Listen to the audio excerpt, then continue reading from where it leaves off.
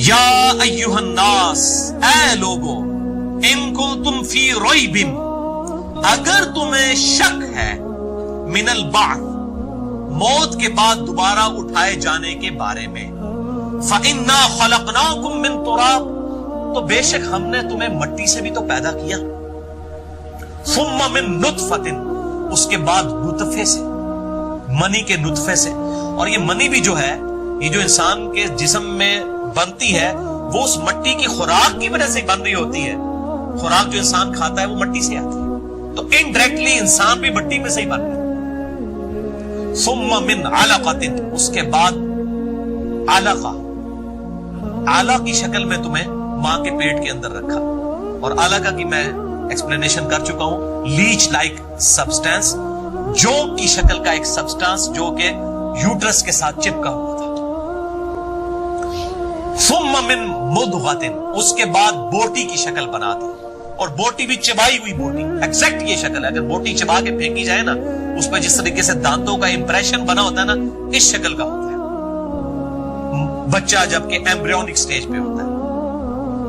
مخلقۃ و غیر مخلقہ، تخلیق بعض مکمل ہوئی اور بعض نامکمل، یعنی وہ جو بوٹی ہے پھر اس میں سے جو ہے نا ہلکا ہلکا بوٹی میں سے کچھ امپریشنز نکلنے شروع ہوتے ہیں، کہ یہاں پہ پھر تھوڑے عرصے بعد پتا چلتا ہے اچھا یہاں سے اس کے جو ہے وہ بازو بن رہے ہوں گے، یہاں سے ٹانگیں بن رہی ہوں گی، اور پھر آنکھ کا جو معجزہ ہے وہ تو بڑا الٹیمیٹ ہے، آنکھ کے سوراخ ہی ہوتے ہیں، اچانک آنکھ جو ہے نمودار ہوتی ہے، وہ خدا کی طرف سے اسپیشل ہے، اور سائنس پریشان ہے کہ یہ تو شیشے کی بنی ہوئی چیز ہے، اور بوٹی کا دور دور تک شیشے کے ساتھ کوئی تعلق ہی نہیں ہے، یہ آنکھیں کہاں سے آ جاتی ہیں؟ یہ اللہ تعالیٰ کا بہت بڑا معجزہ ہے۔ آخری وقت تک یہ آنکھیں جو ہے ان کا سوراخ رہتا ہے، اچانک پھر یہ نمودار ہوتی ہے۔ تو وہ ایسی بوٹی کی جس کی کچھ تخلیق ہوئی ہوئی تھی اور بعض جو ہے وہ نہیں ہوئی ہوئی تھی، لِنُبَيِّنَ لَكُمْ، تاکہ ہم کھول کر یہ بات تمہارے سامنے لے آئیں، یعنی ہم تمہارے خالق ہیں۔ وَنُقِرُّ فِي الْأَرْحَامِ، اور ہم تمہیں رحم مادر میں رکھتے ہیں، یوٹرس میں رکھتے ہیں، مَا نَشَاءُ إِلَىٰ أَجَلٍ مُّسَمَّىٰ، جب تک ہم چاہتے ہیں ایک مقررہ مدت تک کے لیے، اور وہ ہر ایک کے لیے مختلف ہے، انسان کے لیے 9 مہینے ہے، ہاتھی کے لیے 22 مہینے ہے، خرگوش کے لیے 1 مہینہ ہے، اگر آپ بیکٹیریاز کو دیکھیں ان کی ریپروڈکشن جو ہے وہ سیکنڈز میں ہونی ہوتی ہے، یہ اللہ کی حکمت ہے کہ اس کو کس طریقے سے چلانا ہے۔ ثم نخرجکم طفلا، اس کے بعد ہم تمہیں نکالتے ہیں بچہ بنا کر، ثم لتبلغوا اشدکم، اور اس کے بعد ہم تمہیں جوانی کی حد تک پہنچا دیتے ہیں، ومنکم من یتوفا، اور بعض تم میں سے ایسے ہیں جو پہلے ہی فوت ہو جاتے ہیں، یعنی جوانی تک بھی نہیں پہنچتے، ومنکم من یرد الی ارذل العمر، اور تم میں سے بعض ایسے ہیں جو رذیل عمر، نکمی عمر، بڑھاپے کی عمر تک لوٹائے جاتے ہیں، یعنی آپ سمجھ لیں ابو 80-90، لِكَيْ لَا يَعْلَمَ مِن بَعْدِ عِلْمٍ شَيْئًا، تاکہ وہ بہت کچھ جاننے کے باوجود کچھ نہ جان سکے، یعنی بڑے بڑے فلاسفر جب بڑھاپے کی عمر کو پہنچتے ہیں نا، ان کو بنیادی باتیں بھی یاد نہیں رہتی ہیں۔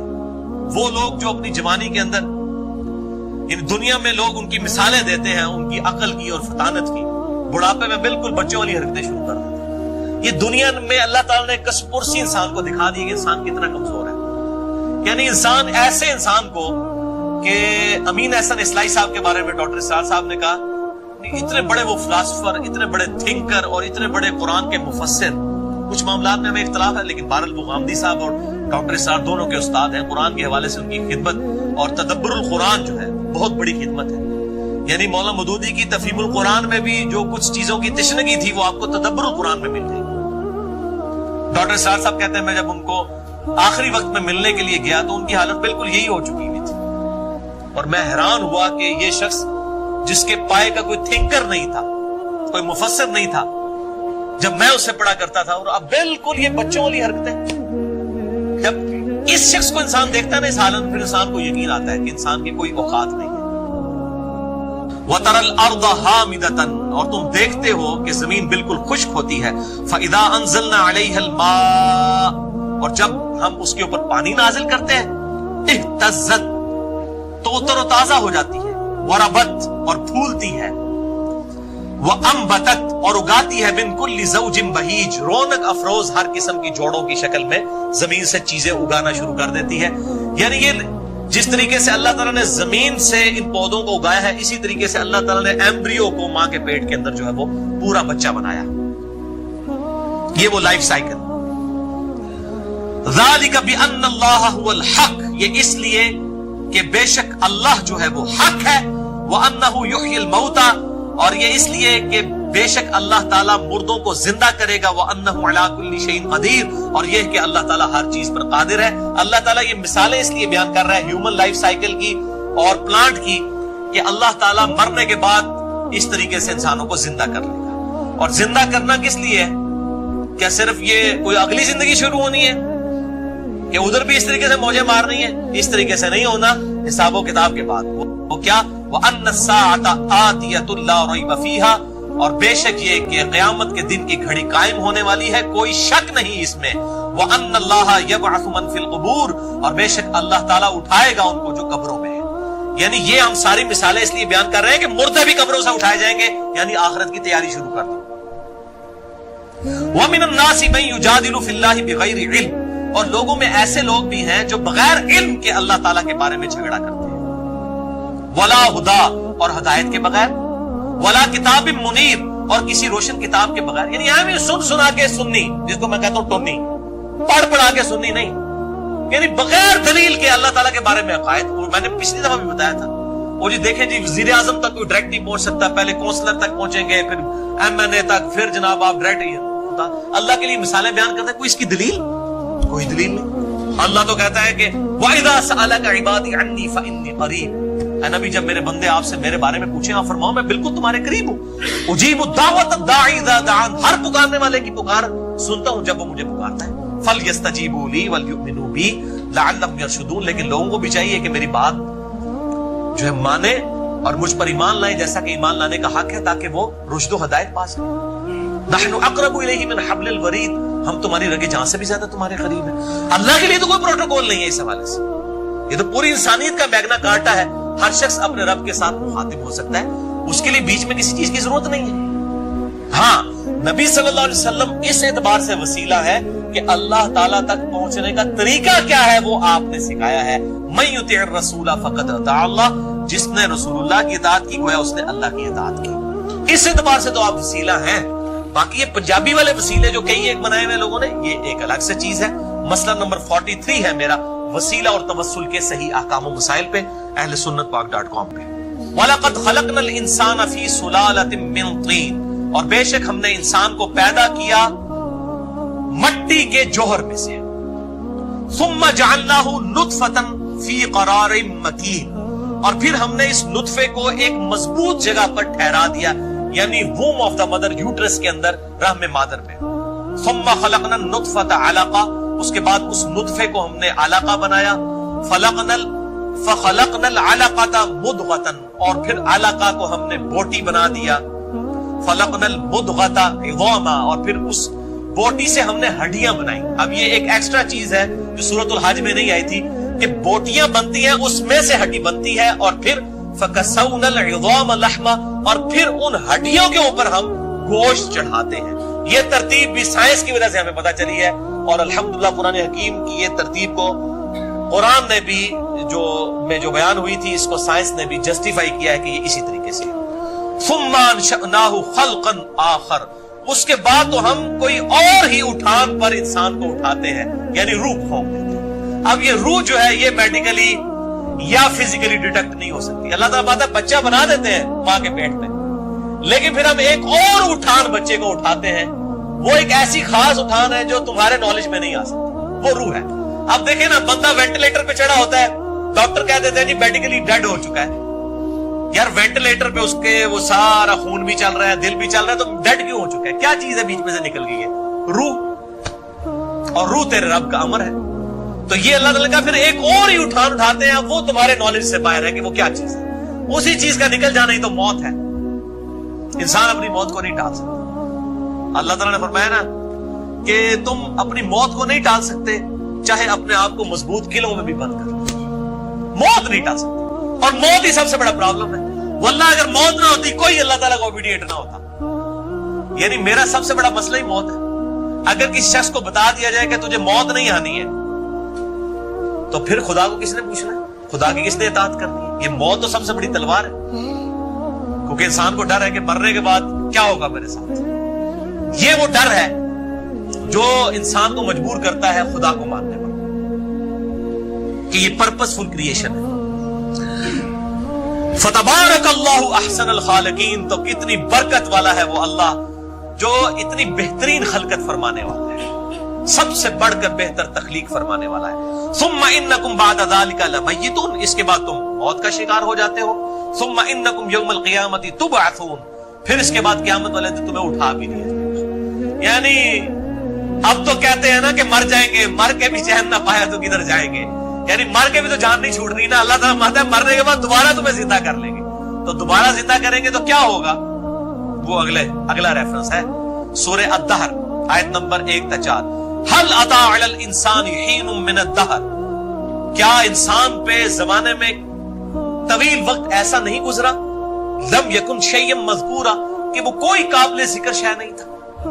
اب اس کی تفسیر ہے بہت زیادہ ہے, اس میں بعض ایوولوشن کی طرف بھی گئے ہیں اور چیزوں کی طرف میں اس کو سکپ کر رہا ہوں. بہرحال انسان پہ طویل وقت ایسا گزرا ہے کہ وہ کوئی قابل ذکر شے نہ تھا. اللہ کے پاس اس کی روح تو موجود تھی لیکن خود کوئی قابل ذکر شے نہ تھا.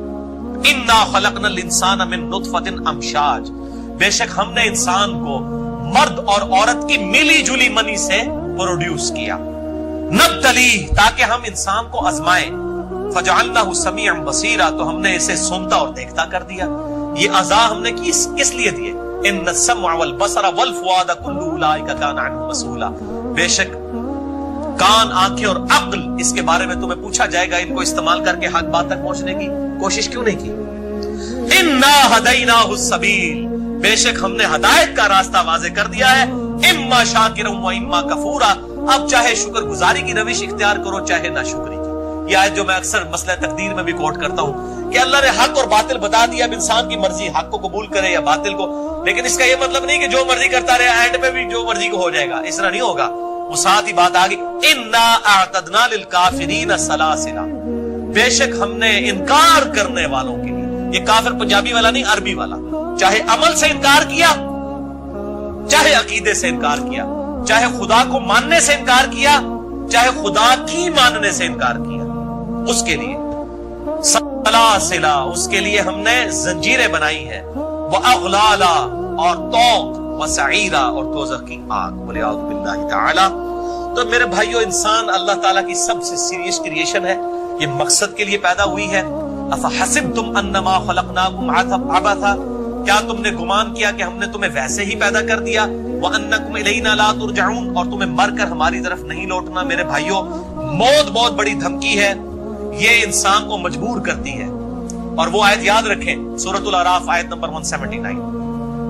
وَلَقَدْ ذَرَأْنَا لِجَهَنَّمَ كَثِيرًا مِنَ الْجِنِّ وَالْإِنسِ, اور بے شک جن اور انسانوں کی اکثریت پیدا ہی ہم نے دوزخ کے لیے کی ہے. بڑی سخت ہے, لیکن جان بوجھ کر نہیں. ہم نے ان کو آنکھیں دی تھی, یہ دیکھتے نہیں, کان دیے تھے, سنتے نہیں, عقل دی تھی, استعمال نہیں کرتے, دل کو استعمال نہیں کرتے. اولئک کالانعام بل هم اضل, یہ چوپایوں کی مانند ہے بلکہ ان سے بھی گئے گزرے ہیں, جو ان انسٹرومنٹس کو استعمال کر کے خدا تک نہیں پہنچتے. اللہ نے کسی پر ظلم نہیں کیا, اللہ تعالیٰ نے اکاؤنٹیبل ٹھہرا لیا ہے ہر شخص کو یہ تمام چیزیں دے کر. تو انسان بڑی سیریس کریشن ہے. میں اکثر کہتا ہوں کہ ہم خدا کو سیریس نہیں لیتے, لیکن اللہ نے سب سے زیادہ سیریس جسے لیا ہے وہ انسان ہے.